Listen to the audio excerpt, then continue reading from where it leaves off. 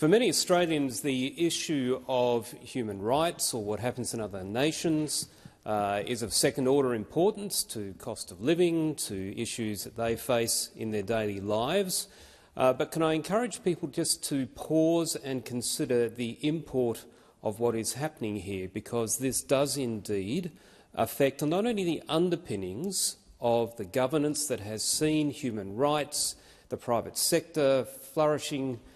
prosperity and increasing health for populations around the world, but it goes to the very freedoms that we so often take for granted. And in this case, an Australian citizen is in fact involved. And so whilst people will hear the terms like rule of law, they should also understand that in some countries it is rule by law, not rule of law. Now, what's the difference? When it's rule by law, the law is applied arbitrarily in the interests of the state, not in the interests of the people. Rule law means that no matter how wealthy you are, how much influence you may have in a government, everyone is subject to the law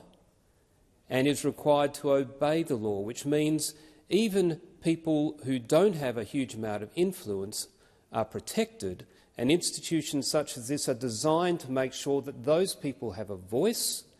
and that the laws that are put in place on the land do consider the interests of all citizens, not just the powerful. Now, how do we see that work out in practice? Well, Tiananmen Square in the People's Republic of China in 1989 was an example where citizens decided that they wanted change, they wanted more freedom, and in response, the Chinese Communist Party sent in the troops and the tanks, and to this day it is not clear how many hundreds or thousands were killed or arrested. In contrast, in a country where there is rule of law, in Lafayette Square in America, after the riots following George Floyd's death, again, authorities used force to clear a square, but the people who were held to account were not the protesters, but the authorities, because it was deemed that that use of force was excessive. If we want to live in a nation where the government and the state exist for the people, then we need to be prepared to support the democracy that we have and the system of government which, while imperfect, is designed that the people choose who is their government. And that goes to the heart of what is happening in Hong Kong at the moment. Despite a legal agreement that the Chinese Communist Party signed with the British, the Sino-British Joint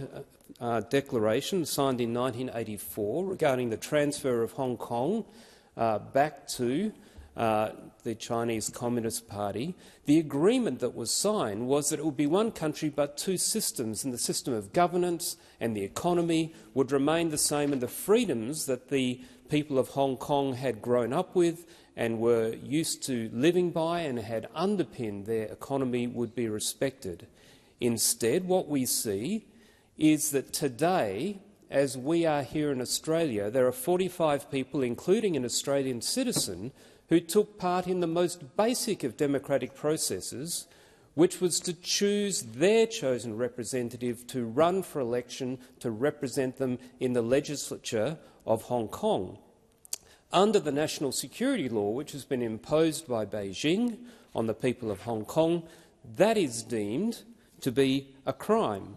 and people who took that most basic of actions are facing anywhere between 3 years in prison or life imprisonment. And likewise, we see the crackdown not just on those democratic people but on other pro-democratic figures, opposition groups, media, trade unions and civil society. And the media leaders such as Jimmy Lai, who at age 77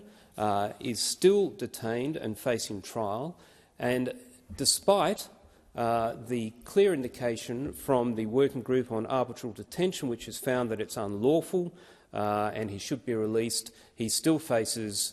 jail, and we call on the Chinese authorities to respect their obligations under the ICCPR and their obligations under the treaty to respect the people of Hong Kong and their freedoms.